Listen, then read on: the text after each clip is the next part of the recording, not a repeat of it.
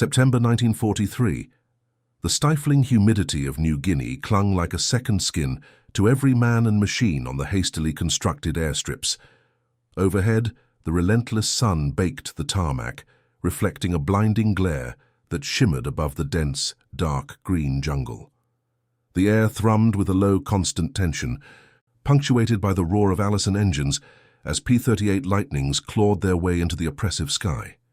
These magnificent, twin-boomed aircraft, sleek and powerful, were the pride of American air power, designed to outpace and outfight anything the Japanese could throw at them.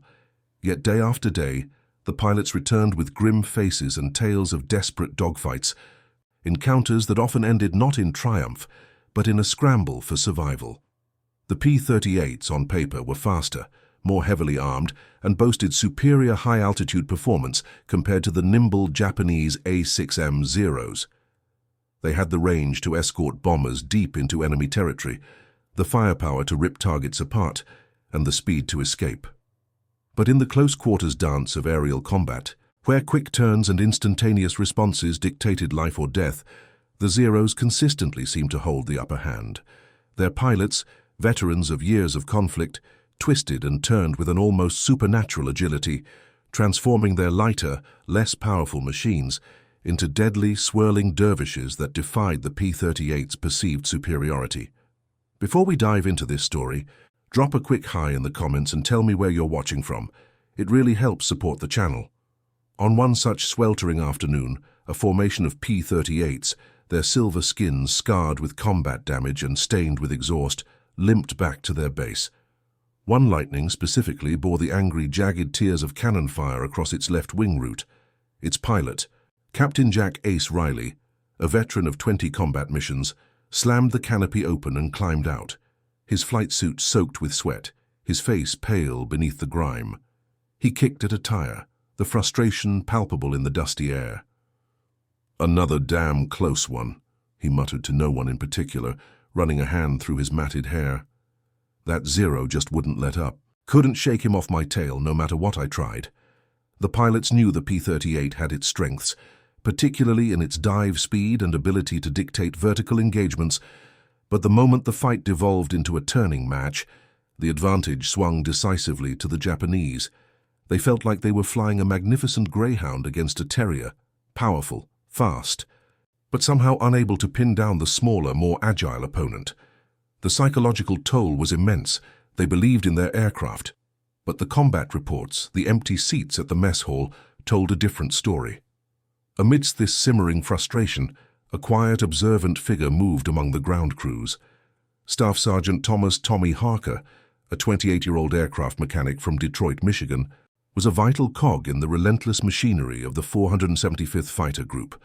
Tommy wasn't a pilot, didn't dream of dogfights or glory. His world was one of wrenches, oil, complex engine diagrams, and the intricate wiring that brought these warbirds to life. He possessed a mechanic's quiet dignity and a profound respect for the complex systems he maintained. Before the war pulled him into the scorching Pacific, Tommy had spent years on the assembly lines of the Ford Motor Company, honing an innate mechanical aptitude into a sharp, practical intellect. He understood how things worked, not just theoretically, but practically down to the smallest rivet and the tightest cable. He saw the P-38 not as a symbol of American might, but as a collection of interlocking parts, each with its own function, its own potential for failure or improvement. He listened intently to the pilots' complaints, watched their weary faces, and pored over the maintenance logs, looking for patterns, searching for an explanation for the P-38's puzzling performance disparity. He knew the official reports, the technical specifications, the designer's intentions, but he also knew the gritty, immediate reality of field operations. The pilots spoke of sluggish controls, of an aircraft that felt unresponsive at the critical moment, especially when pushing its impressive speed.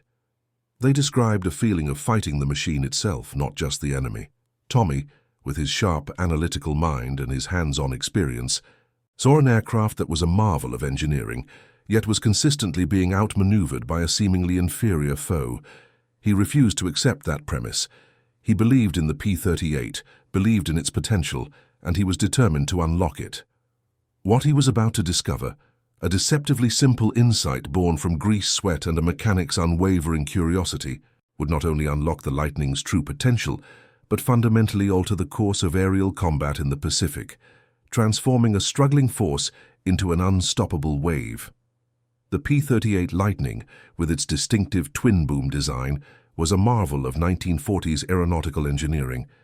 Propelled by two powerful Allison V1710 engines, it could achieve speeds exceeding 400 miles per hour, making it one of the fastest fighters in the world at the time. Its armament was formidable, a 20mm cannon and four 50-caliber machine guns packed into the nose, delivering a concentrated punch unmatched by many single-engine fighters. It was designed for long-range escort, high-altitude interception, and devastating dive attacks. Yet, these impressive specifications masked a critical flaw that plagued its performance in the crucible of dogfighting. Pilots, especially when engaging at high speeds, the very speeds at which the P-38 was supposed to excel, reported a terrifying phenomenon known as compressibility. As the aircraft approached the speed of sound, particularly during steep dives, the airflow over the wings and control surfaces became turbulent and unpredictable. The ailerons, which control roll, and the elevators, which control pitch, would become incredibly stiff, almost locked in place. This made precise maneuvering nearly impossible, transforming the sleek fighter into a largely unresponsive projectile. Captain Jack Riley, whose P-38 had just returned from a harrowing encounter, often described it to the younger pilots. "You're coming down fast, trying to line up a shot or break away from a zero on your tail," he'd explain, "and suddenly the stick feels like it's cemented in place. You pull with all your might, but she just won't respond. It's like trying to turn a freight train on a dime. That zero, meanwhile, is just dancing around you." Other pilots echoed his sentiments. Lieutenant Miller, a fresh face from flight school, still brimming with textbook knowledge, remembered his first high-speed dive against a Japanese fighter. "I tried to bank left, just like they taught me," he recounted, his voice tight with the memory. "And the stick was rock solid. I ended up sailing past him, a sitting duck for a second, feeling completely helpless." This control stiffness was a known issue, initially attributed solely to compressibility, a complex aerodynamic problem that engineers were grappling with. Solutions were being developed, like dive flaps designed to mitigate the effect, but these were far from widespread in the field and only partially effective. The P-38's design, while innovative, also contributed to its control issues. The long control cables running from the cockpit through the twin booms to the tail surfaces were inherent to its structure.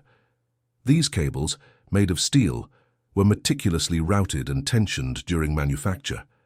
However, in the unforgiving environment of combat, subjected to extreme G-forces and rapid temperature changes, their behavior became less predictable. The pilots were frustrated, convinced that their superior aircraft was failing them in the moments that mattered most. They knew the P-38 had the power and the speed, but it felt like a wild horse that refused to be truly broken. They would engage a zero, try to leverage their speed advantage to perform a quick slash-and-run attack, but if the zero forced them into a tight turning fight, the P-38's sluggish controls at speed often left them vulnerable. The feeling was that the aircraft was designed for a different kind of war, a theoretical engagement, not the brutal, immediate reality of fighting an enemy whose doctrine prioritized maneuverability above all else. This fundamental mismatch, a conflict between theoretical advantage and practical combat reality, was eating away at the squadron's morale and costing lives. The engineers in the rear were working on their complex, slow-burn solutions, but on the front lines, time was a luxury no one could afford. The problem wasn't just aerodynamic, it was mechanical, and it was deeply human, wearing down the confidence of every pilot who climbed into a Lightning's cockpit. They needed a solution, and they needed it yesterday, before more young men became statistics in the relentless Pacific grind. The statistics painted a grim picture, colder and more dispassionate than any pilot's testimony. Early combat reports from the Pacific indicated a worrying trend. While the P-38 Lightning could hold its own in specific scenarios, particularly hit-and-run tactics or high-altitude interceptions, Its overall kill-to-loss ratio against the Japanese A6M0 was far from the decisive advantage American strategists had expected. For every Zero shot down, at least one P-38 was often lost or critically damaged, sometimes even two. This was deeply unsettling, given the vast differences in industrial capacity and aircraft design philosophy between the two nations. The P-38 was a heavy, sophisticated fighter, while the Zero was lightweight, thinly armored, and powered by a less powerful engine. Yet the Zero's design prioritized extreme maneuverability. With its large, low aspect ratio wings and incredibly light construction, it could turn inside almost any Allied fighter, a deadly advantage in a close-in dogfight. Its turning radius was legendary, allowing it to complete a full 360-degree turn in significantly less time than a P-38. Major Harrison, the squadron commander, frequently reviewed these reports, his brow furrowed with concern. On paper, he'd often tell his officers, "We should be sweeping them from the skies. We've got more power, more armor, more guns, but those damn Zeros just dance around us. It's like our boys are trying to outmaneuver butterflies with a brick." The frustration was palpable, not just among the pilots, but throughout the entire chain of command. Experienced pilots like Captain Riley felt the sting of this discrepancy most acutely. "Fousey a Zero, you dive on him, fire a burst, and he just slides away," Riley recounted after one particularly demoralizing mission. "Then he's on your tail, and you're pulling and pulling on the stick, trying to get her to respond, but she just feels heavy, unresponsive. You end up having to use your speed to break away, which means disengaging, effectively losing the fight." For the new replacement pilots like Lieutenant Miller, this reality was a brutal awakening. They arrived with high expectations, having been trained on the P-38's strengths, only to find themselves struggling in combat. Miller, after his first few encounters, admitted, "I thought I just wasn't good enough. I was following all the manuals, using speed to my advantage, but they still seemed to anticipate my moves, or simply outturn me when I tried to pull tighter." The perceived invincibility of the Zero in a turning fight contributed to a dangerous psychological edge for the Japanese pilots. They knew the P-38's limitations and exploited them mercilessly. They would deliberately engage in close-quarters combat, baiting the P-38 pilots into a turning spiral, where the American aircraft's high-speed control stiffness and slower turn rate became fatal liabilities. This led to a doctrine among American pilots: never, under any circumstances, engage a Zero in a turning fight. They were trained to use dive and zoom tactics, to make a single fast pass fire, and then use the P-38's superior speed to escape, never lingering. While effective in mitigating losses, this strategy also meant fewer kills and ceded air superiority to the Japanese in prolonged engagements.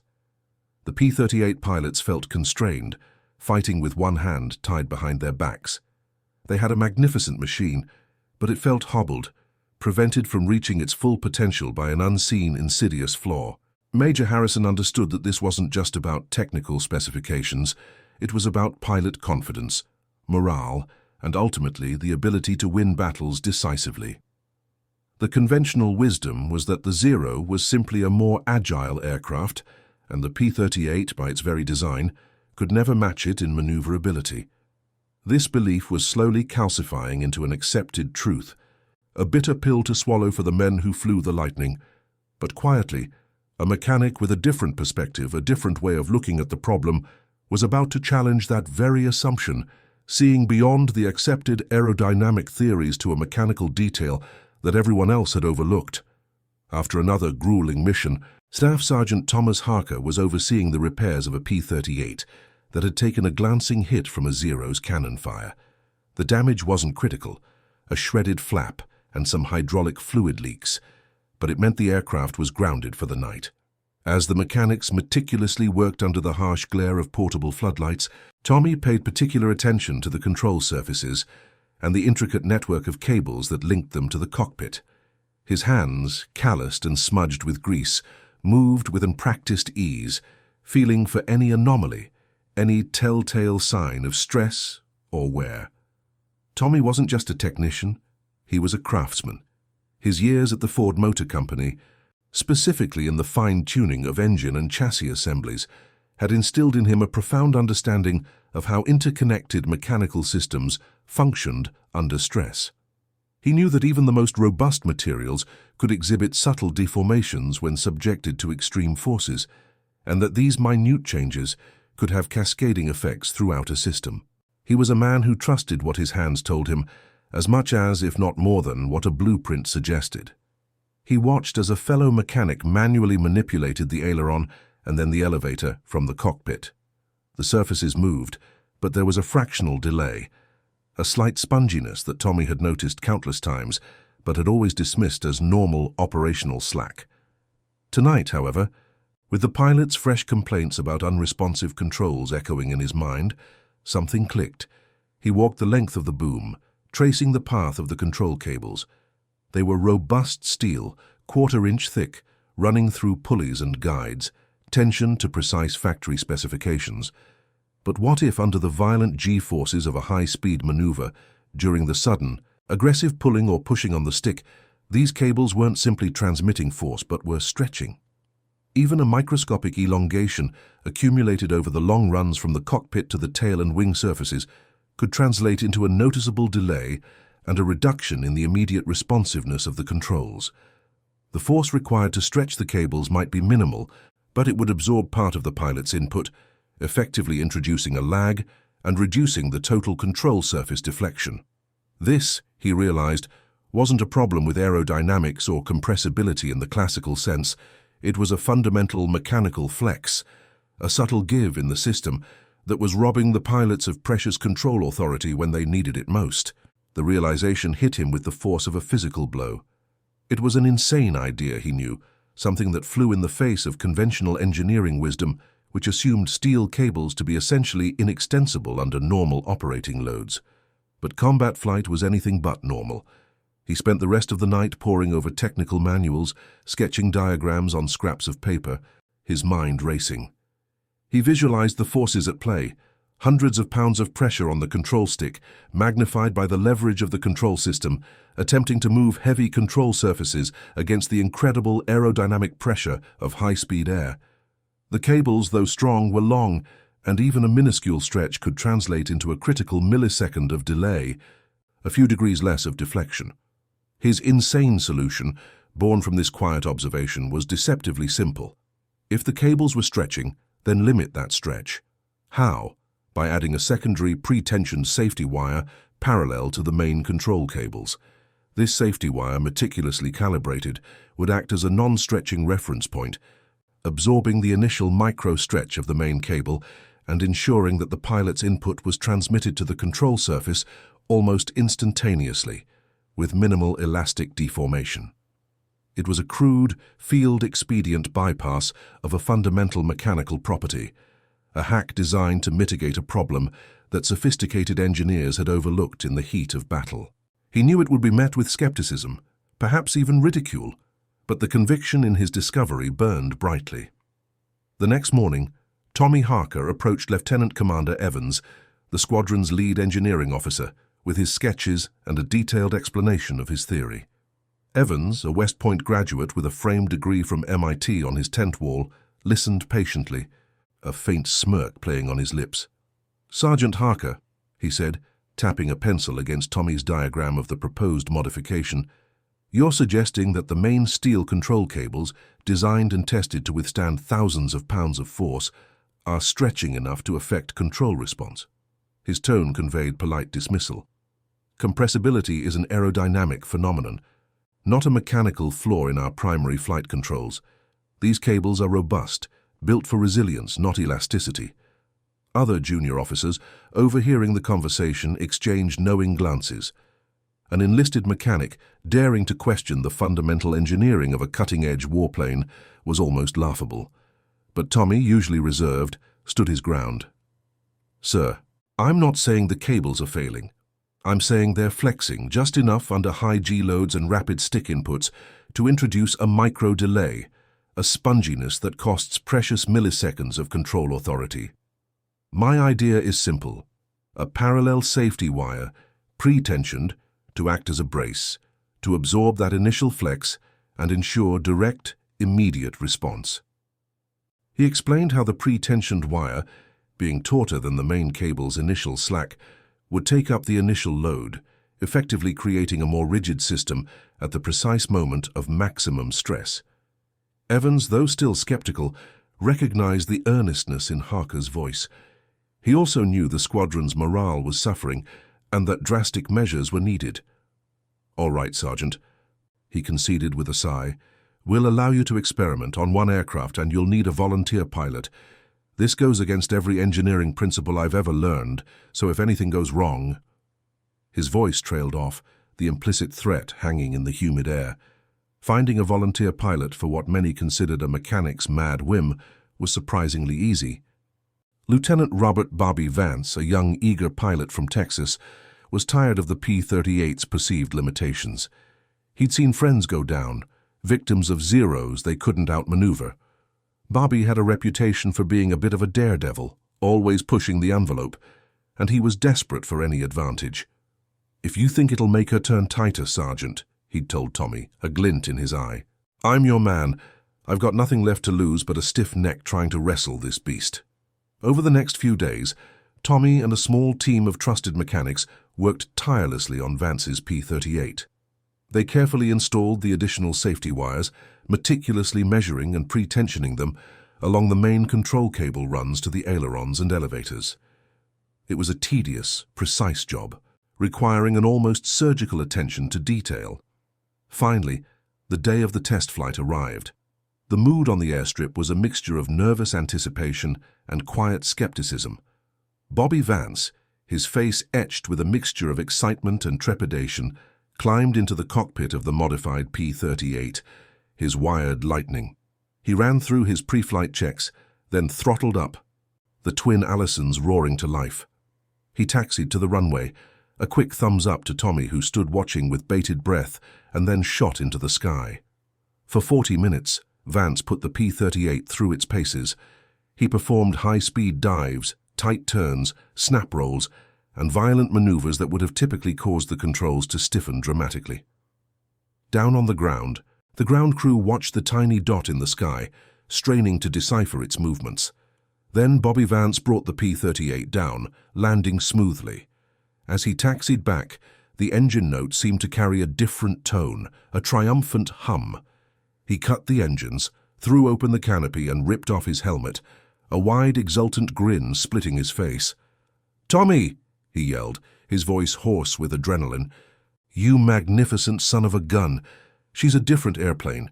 The controls are crisp, immediate. She responds like a dream. I could feel the difference, instantly. It's like she shed 1,000 pounds. His excitement was infectious. Lieutenant Commander Evans, who had watched the flight with a critical eye, now stood stunned, his skepticism replaced by dawning astonishment.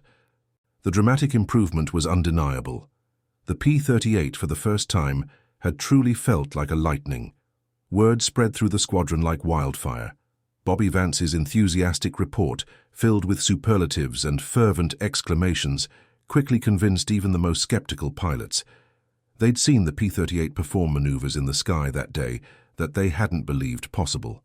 "Bobby was doing rolls at speeds that would have locked up any other Lightning," Captain Riley remarked, shaking his head in disbelief. "It was like watching a completely different aircraft.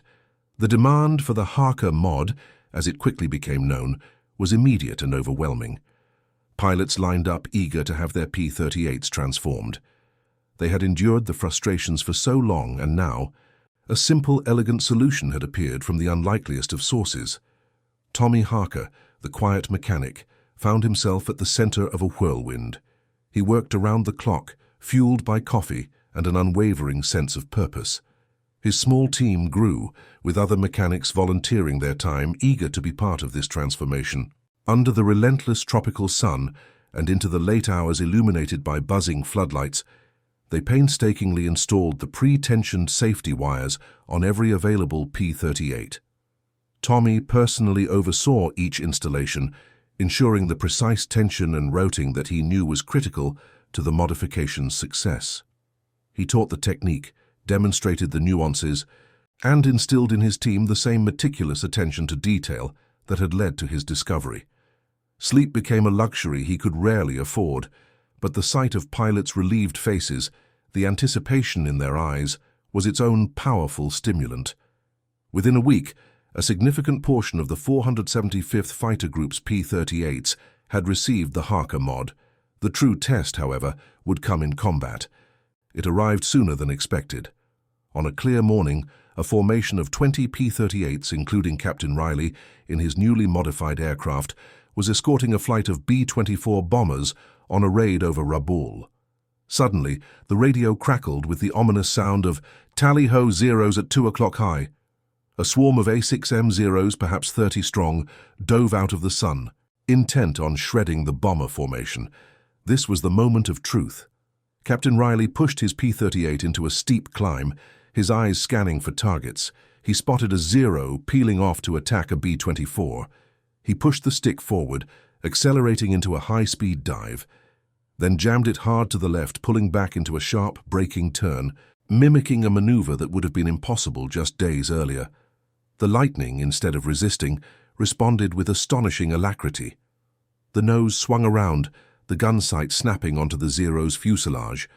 A burst of his 50 caliber machine guns and 20 Minute cannon ripped through the Zero's wing root, sending it tumbling.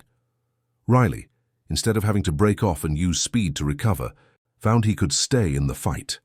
He saw another Zero attempting to outturn Lieutenant Miller, who was also flying a modified Lightning. Miller, instead of struggling, pulled a surprisingly tight loop, reversing his position and getting on the Zero's tail in a move that confounded the Japanese pilot. The Japanese pilots, veterans of countless engagements against the P-38, were utterly confused. They had come to expect the American twin-boomed fighters to be predictable in a turning fight, to be easily outmaneuvered once engaged. But these P-38s were different. They were pulling turns they shouldn't be able to make, reversing quickly, responding to their pilots' inputs with an agility that matched, and sometimes even surpassed, the Zero's legendary nimbleness. One Japanese pilot, Lieutenant Hiroshi Tanaka, an ace with 10 confirmed kills against P-38s, found himself dogfighting with a Lightning that seemed to be mocking his every move. He twisted, turned, pulled G's until his vision grayed, expecting the P-38 to overshoot or stiffen. Instead, the Lightning stayed glued to his tail, its guns spitting fire. Tanaka, bewildered and terrified, eventually had to break off, suffering damage to his aircraft. This was unprecedented. The American P-38s, once the hunters who dared not linger, were now the relentless, agile predators, turning the tables in the savage aerial ballet. The tide was turning, in the most unexpected way. The dogfight raged for another 10 minutes, but the outcome was starkly different from previous engagements. The P-38s, now truly living up to their Lightning moniker, were not merely holding their own, they were dominating. Captain Riley, with a grin stretching from ear to ear, scored 2 more kills. Lieutenant Miller, the nervous replacement pilot, claimed his first 2 victories, his confidence soaring. The Japanese pilots, accustomed to their superior maneuverability, found themselves disoriented and outfought. They had relied on the P-38's predictable stiffness at speed, baiting them into turning fights. Now, their tactics were obsolete. Their bewildered radio transmissions spoke of new Lightnings, devils that turn like kites, and fighters no longer constrained. This was the shocking revelation, the legendary maneuverability advantage of the Zero. The cornerstone of Japanese aerial strategy in the Pacific had been neutralized by a simple, almost crude, mechanical fix. The immediate statistics were astounding. In that single engagement over Rabaul, the 475th Fighter Group claimed 12 confirmed Japanese aircraft shot down, with only 1 P-38 damaged, and no losses. This was a radical shift from the previous kill-to-loss ratios. Before the Harker mod, the squadron's average kill ratio against Zeros hovered around 1-1, sometimes even slightly worse. Within weeks of the modification, that ratio skyrocketed to 5-1, and in some engagements even higher. The P-38, once seen as a powerful but somewhat clumsy fighter in a turning fight, was now a dynamic, agile opponent. Pilots like Riley and Miller, who had once despaired of ever matching a Zero in maneuverability, now actively sought out dogfights, confident in their aircraft's newfound responsiveness. News of the Harker mod and its incredible impact quickly reached higher command. Major Harrison, his face now beaming with pride rather than furrowed with worry, personally drafted a detailed report, replete with combat footage and pilot testimonies.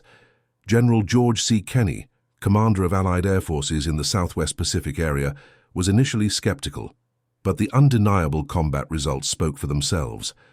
An investigation team was dispatched, comprising top engineers and test pilots. They meticulously examined Tommy Harker's modification, conducted their own flight tests, and confirmed his findings. The pre-tensioned safety wire, a simple field-expedient solution, had unlocked the P-38's true potential. It was an astonishing validation of an enlisted mechanic's practical ingenuity over the rigid doctrines of high-level engineering. The modification was immediately standardized and ordered for implementation across all P-38 units in the Pacific. Technical manuals were hastily updated, and modification kits based on Harker's design were rushed into production and shipped to every airbase where Lightnings flew. Tommy Harker, still primarily an aircraft mechanic, found himself touring various squadrons, teaching his technique, explaining the nuances and supervising the implementation. He became an unsung hero, a linchpin in the Allied air effort. The P-38 Lightning, once struggling, became the dominant fighter in the Pacific, playing a crucial role in securing air superiority. Its long-range capabilities, combined with its newfound agility, made it an unstoppable force. Japanese pilots, once confident in their Zero's turning advantage, now faced an unpredictable and deadly foe. The psychological edge shifted. Morale soared among Allied pilots, and the dark cloud of uncertainty that had hung over P-38 operations began to dissipate, replaced by the bright prospect of decisive victory in the air. The Pacific skies, once contested, were slowly but surely becoming an American domain, all thanks to one mechanic's simple, insane wire trick. The long-term effects of the Harker mod rippled across the Pacific theater, fundamentally altering the trajectory of the air war. The P-38 Lightning, which had been a formidable fighter but limited in its close-in dogfighting capabilities, became a truly dominant force. Its ability to combine speed, heavy armament, long range, and now exceptional maneuverability made it an unparalleled weapons system. This shift was critical in the crucial campaigns of 1944 and 1945, from New Guinea to the Philippines, and ultimately towards the doorstep of Japan.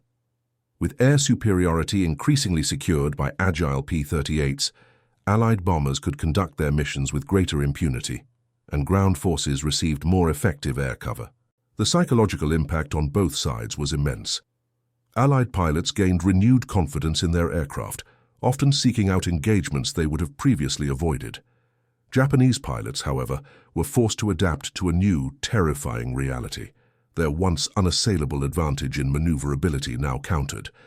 Despite the monumental impact of his work, Tommy Harker's recognition remained largely confined to the operational units he directly served. He wasn't granted a medal ceremony on the White House lawn, nor did he receive a major promotion or widespread public fame. His name rarely appeared in official histories or glossy reports. Instead, his reward came in the form of pilots' grateful handshakes, the quiet respect of his fellow mechanics, and the undeniable success of the aircraft he had helped transform. He continued his work, diligently maintaining the Lightnings, occasionally traveling to other units to consult on modifications or address new issues. He was a mechanic through and through, and he found satisfaction in the immediate tangible results of his labor. Aircraft that returned safely, pilots who came back alive. After the war, Tommy Harker returned to Detroit, back to the Ford Motor Company, quietly resuming his life as an expert machinist and assembly line supervisor, the extraordinary events of the Pacific War becoming a personal memory.